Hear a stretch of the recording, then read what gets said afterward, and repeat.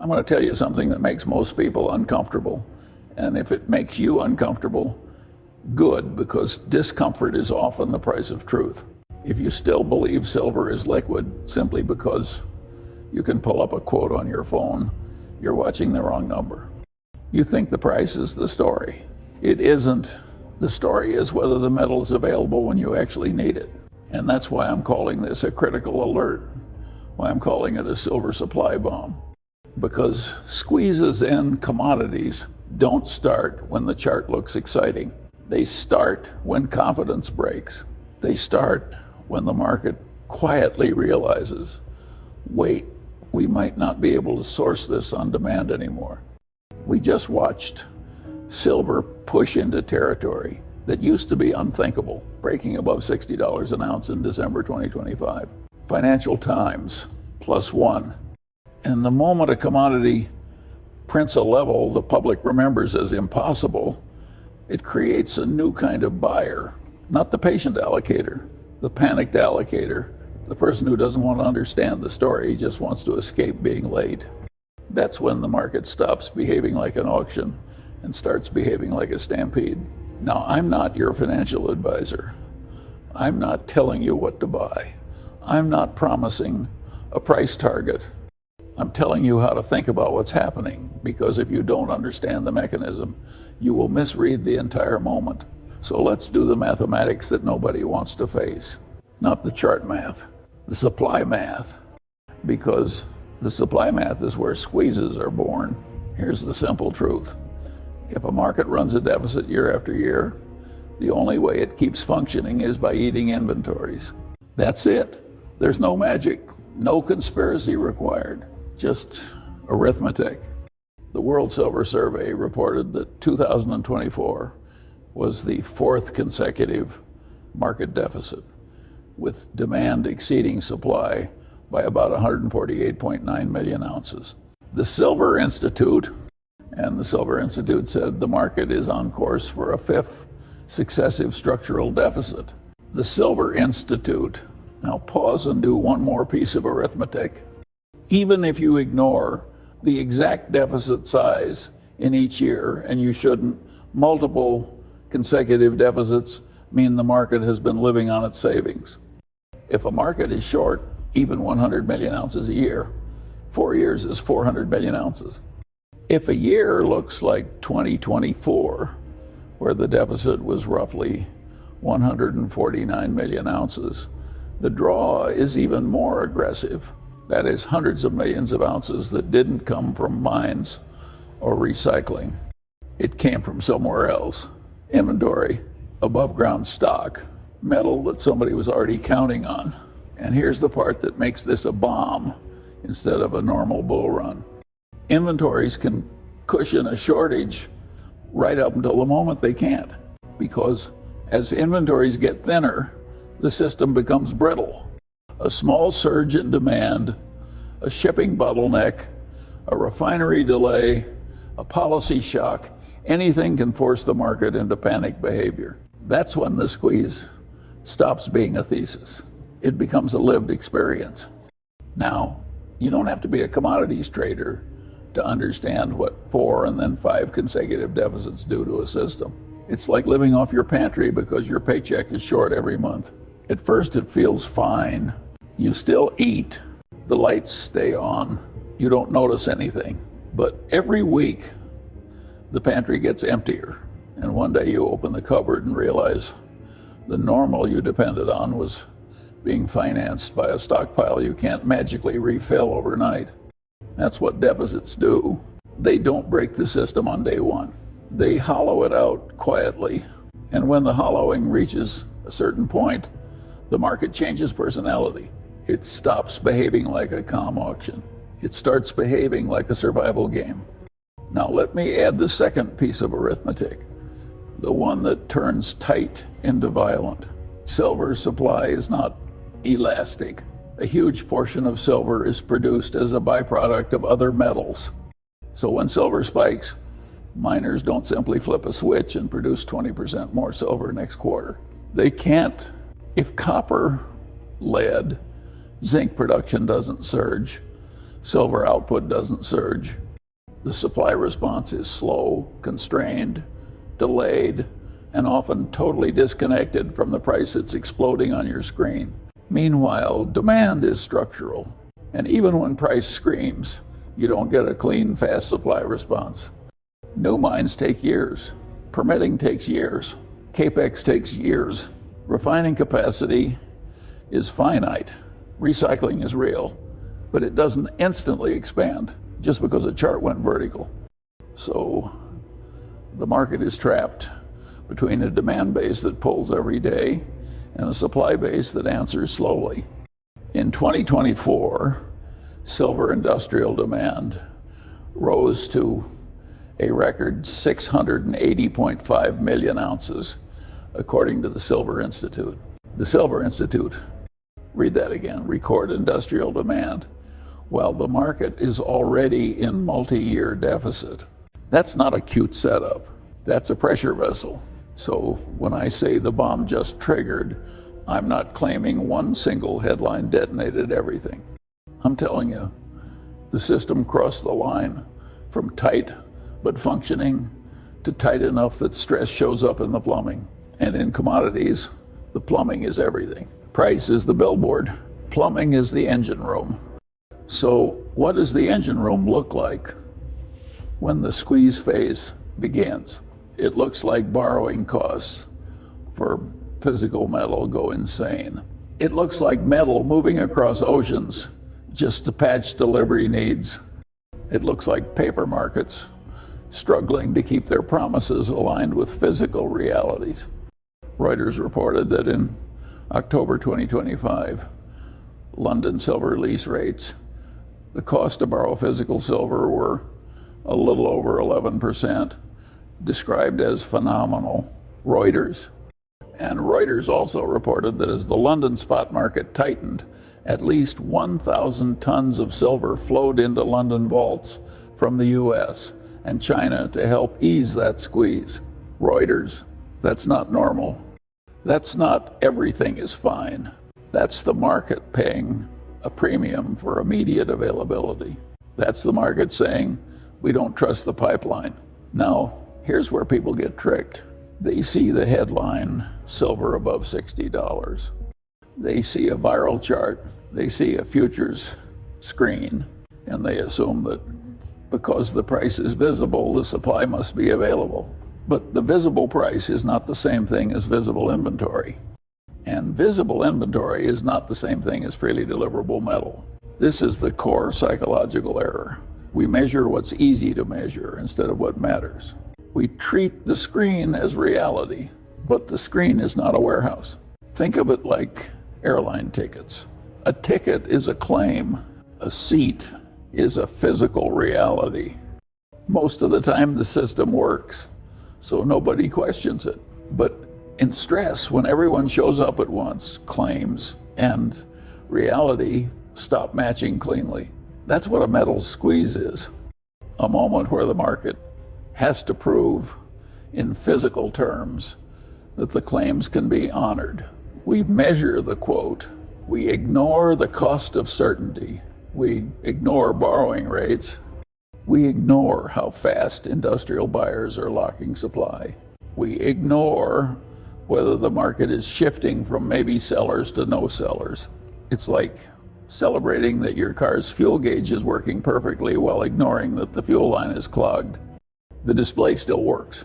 The system doesn't. Now I know what you're thinking. Okay, but if this was real, wouldn't inventories be empty? This is where the story becomes adult, because squeezes don't require inventories to hit zero. They only require enough tightness that the marginal buyer starts paying for certainty.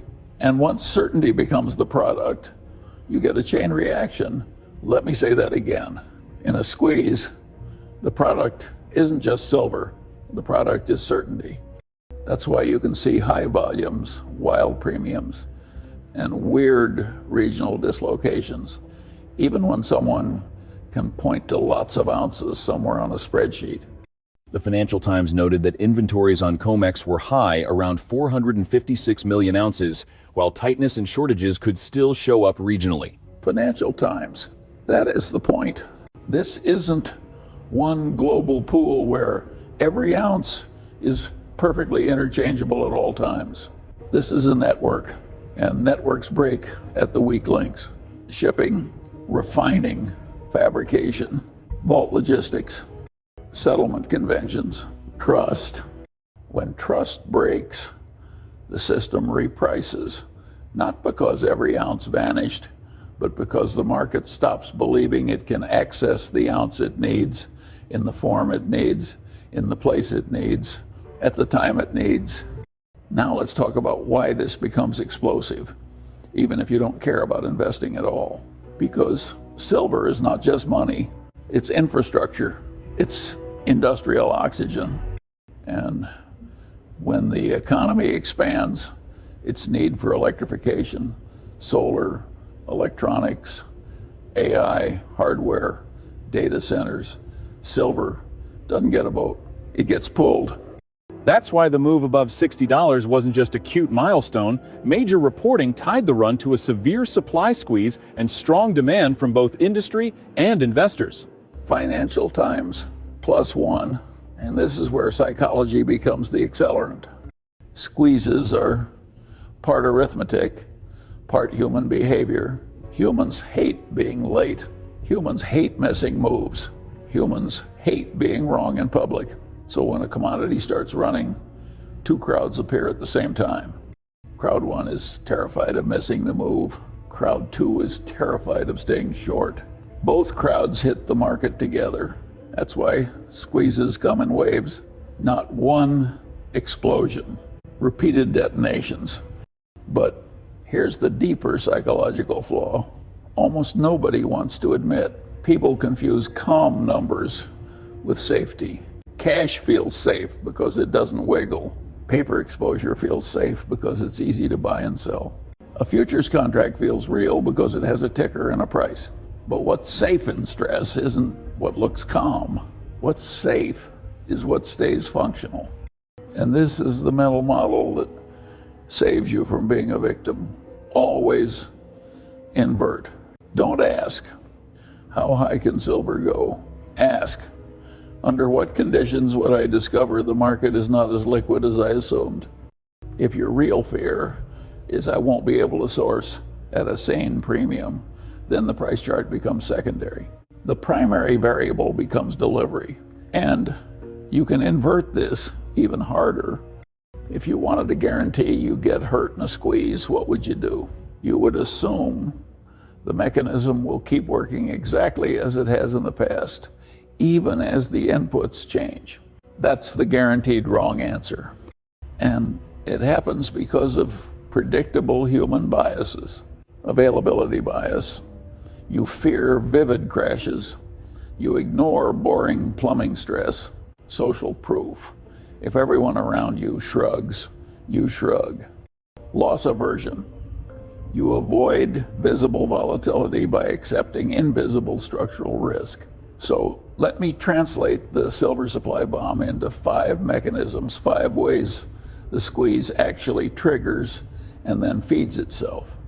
1, industrial buyers stop being casual. In normal times, they treat silver like a commodity. They buy what they need when they need it. But in a tight market, they switch to just in case. They lock contracts. They pre-buy. They build buffers. Not because they want to speculate, because a factory can't miss shipments. A solar line can't stop. An electronics manufacturer can't shrug and say, sorry, we ran out of silver. And once industrial buyers start thinking like survivalists, they remove supply from the spot market. 2, the lending market tightens. Silver can be borrowed. That's the purpose of lease rates. When lease rates spike, it's the market screaming that immediate physical is scarce relative to demand. We saw precisely that kind of stress in 2025 with extraordinary borrowing costs reported in London. Reuters. 3, the arbitrage gets messy. Normally, if physical is tight in one place, traders move metal from another place. But when the whole network is stressed, moving metal isn't a smooth fix. it becomes a competition, a scramble, a logistics war. And you see stories like tons of metal flowed into London to ease the squeeze. Reuters 4, investment demand reawakens. Not because retail suddenly became smarter, because the macro environment changes the narrative. A weakening dollar changes the global price signal. Easier policy expectations change the opportunity cost math. Tariff fears change where metal sits because participants start front-running disruption. And when policymakers start using language like critical minerals, the buyer base changes from traders to strategists.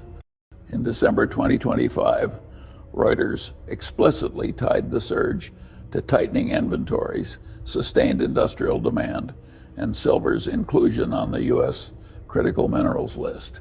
Reuters 5, the market starts paying for certainty. This is the end game phase. This is when the question shifts from what's the spot price to can you deliver, how fast, at what premium, in what form. That is what turns a bull market into a squeeze, because a normal bull market is just more buyers than sellers. A squeeze is when sellers disappear. Now, at this point, someone always says, okay, but silver's up a lot. Doesn't that mean it's over? It's a reasonable question because silver is famously volatile. But here's the mistake. People confuse volatility with resolution. Volatility is not the same as the system healing. A market can be wildly volatile while still being structurally tight. In fact, structural tightness often creates volatility because every small flow has an outsized effect. Think about it like this. If you have a swimming pool, you can take out a bucket and nobody cares. If you have a cup, take out a spoon and it matters. When the cushion of inventory gets thinner, every marginal decision moves the market. That's why squeezes feel unfair. Because the market starts behaving like a staircase. Violent upswings, sharp smashdowns, then higher highs, ambush, retreat, push, counter push, and each cycle does the same thing. It removes metal from the maybe sellers and places it into no sellers. That is how exit doors lock, not with a press release, with 1,000 quiet decisions. Hold inventory, lock supply, allocate to big clients first, raise premiums, pause subscriptions, protect the line. This is why I keep saying this isn't a chart story, it's a delivery story.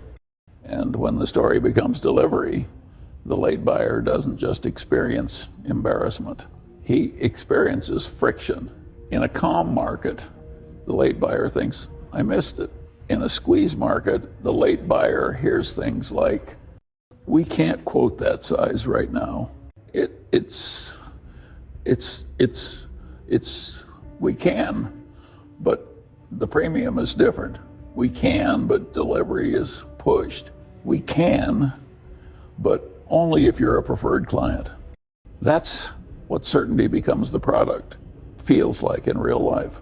So let me give you a practical framework, 5 things to watch so you can track whether this squeeze is intensifying or cooling without relying on vibes or doom scrolling. First, watch borrowing costs and physical tightness signals. When borrowing costs jump, that's not retail hype. That's professionals paying real money to access metal. Second, watch regional dislocations and metal flows. If you see metal moving in size between hubs, that's the system patching itself. Third, watch inventories in key settlement hubs, but watch them intelligently.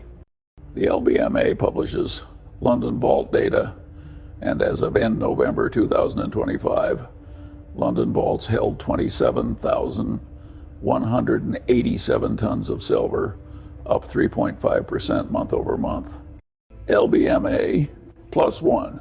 For context on how dynamic those holdings can be, Reuters reported that at the end of September 2025, London vaults held 24,581 tons of silver. Reuters, that doesn't mean tightness is gone. It means the system can attract metal when incentives scream loudly enough. But that is also the warning. If the system needs extreme incentives to pull metal into the right place, the baseline is fragile. Fourth, watch the industrial adaptation narrative. When you see accelerating, talk about thrifting, substitution, changes in metallization, or manufacturing redesigns. That's not bearish. That's industry admitting silver became expensive enough to force engineering changes. That's a stress response, not a victory lap. Fifth, watch policy framing and strategic language. When a metal gets treated like infrastructure, it attracts different buyers and triggers different behaviors. That doesn't guarantee tomorrow morning's candle. It changes the long-term structure of demand and the long-term expectations of scarcity. And if you want to stay rational instead of emotional, run the next few months through three simple scenarios. Scenario A, the pressure valve works. Metal flows back into the right hubs, borrowing costs calm, premiums compress, and price consolidates. The squeeze doesn't die, it pauses. Scenario B, the squeeze rotates. Even if one hub gets relief, stress pops up somewhere else. Shipping delays, refinery bottlenecks, regional shortages, sudden bursts of industrial buying. The headlines look random, but the pattern is consistent. Tightness moves like water, seeking the lowest point. The market starts paying for certainty. That's when spot becomes a suggestion and availability becomes the true price. That's when the late buyers discover the most brutal truth in commodities. You can't buy what isn't being offered. Now here's the part most people avoid because it requires adult thinking, because the world is going to sell you the wrong story. Media sells motion. Platforms sell outrage. Influencers sell certainty. They'll argue about whether $60 is too high. They'll scream about whether $55 is a crash. They'll treat the whole thing like a sports game. But the people who actually live inside supply chains don't care about your debate. They care about whether they can get metal on time, in spec, in volume. And that's why this matters, even if you never trade a single contract. Because the opportunity cost here isn't missing a rally. The opportunity cost is misunderstanding the environment, thinking you're in a normal market when you're in a market that is charging premiums for certainty. So let's get practical. What do you do with this information? Not what do you buy? What do you do mentally? Because in my experience, the biggest losses don't come from being wrong about direction. They come from misunderstanding the game you're in. If you think you're in a normal commodity market, you'll act like it. You'll expect perfect liquidity. You'll expect tidy pullbacks. You'll expect the option to change your mind instantly at minimal cost. But if you're in a squeeze environment, you need to understand that the market starts charging you for last-minute decisions. The penalty for hesitation rises. The penalty for being late rises. The penalty for assuming someone will always sell rises. So here are the self-audit questions, the boring questions that make people powerful because they're honest. What is the real risk you're exposed to? Not a red candle. The real risk is a world where the cost of certainty rises faster than you're planning. What's your time horizon? If you're thinking in days, you will get emotionally whipped. If you're thinking in years, you focus on structure, deficits, supply inelasticity, industrial pull, and plumbing stress. What is your circle of competence? Do you actually understand how physical and paper interact? Do you understand that inventory can mean 10 different things? Do you understand that price can fall while tightness remains? What does inversion tell you? If you assume silver is always available at a modest premium and you're wrong, what's the consequence? It's not just a missed trade. It's a failure of planning. Now, let's talk about cash for emergencies because it maps perfectly to this mindset. In life, you keep cash because cash has a job, immediate optionality. But you don't keep your entire strategy in cash because cash has entropy. Its real purchasing power decays. In markets, you keep flexibility because flexibility has value.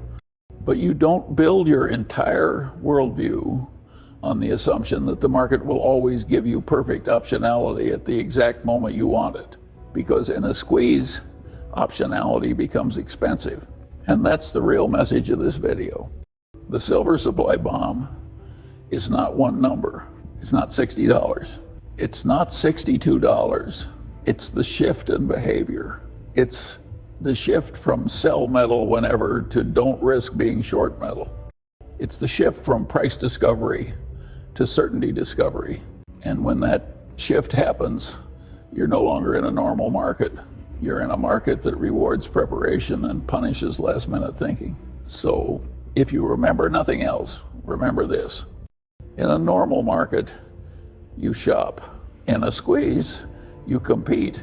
And the moment you realize you're competing, the squeeze has already begun.